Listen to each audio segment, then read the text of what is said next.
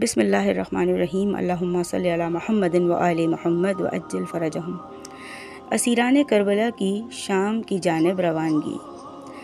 ابن زیاد ملعون نے یزید کے حکم کے مطابق آل رسول صلی اللہ علیہ وآلہ وسلم کے ان قیدیوں کو یزید کے پاس روانہ کرنے کے انتظامات شروع کر دیے۔ قیدیوں کو رسیوں میں باندھ دیا گیا۔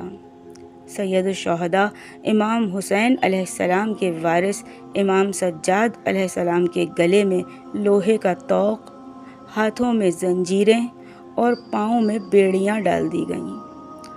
اونٹ پر بٹھانے کے بعد مولا امام زین العابدین علیہ السلام کے پیروں میں دوبارہ رسی باندھ کر اسی رسی کو اونٹ کے پیٹ کے نیچے کس دیا گیا۔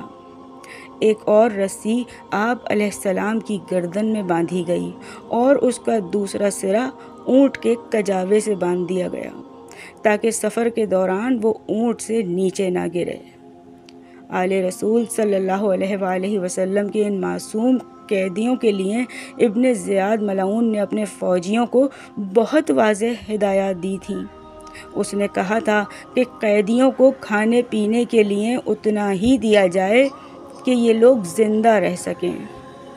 سواریوں کے تھکنے کی وجہ سے کسی جگہ ٹھہرنا ہو اور وہ دن کا وقت ہو تو ان تمام قیدیوں کو دھوپ میں بٹھایا جائے۔ جہاں تک ممکن ہو انہیں بھوکا پیاسا رکھا جائے۔ جس شہر کے قریب سے گزریں وہاں لوگوں کو جمع کر کے قیدیوں اور سروں کی نمائش ضرور کی جائے۔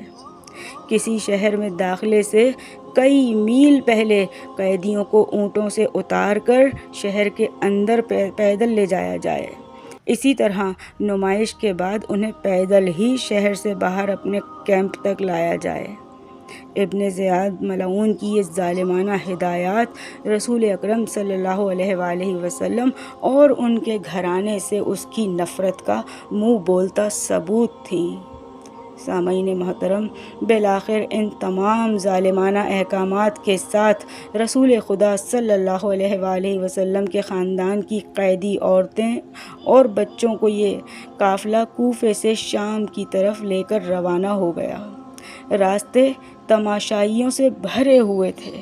یہ سارے تماشائی کافر، مشرک، یہودی یا عیسائی نہیں تھے، بلکہ یہ سب لوگ رسول خدا صلی اللہ علیہ وآلہ وسلم کا کلمہ پڑھتے تھے اور ان کی آنکھوں کے سامنے ان کے رسول صلی اللہ علیہ وآلہ وسلم کے اہل بیت کو انتہائی ذلت و رسوائی کا سامنا کرنا پڑ رہا تھا۔ تماشائیوں کے اس ہجوم میں اہل بیت علیہ السلام کے چاہنے والے بھی موجود تھے، مگر ان کی تعداد آٹے میں نمک کے برابر تھی۔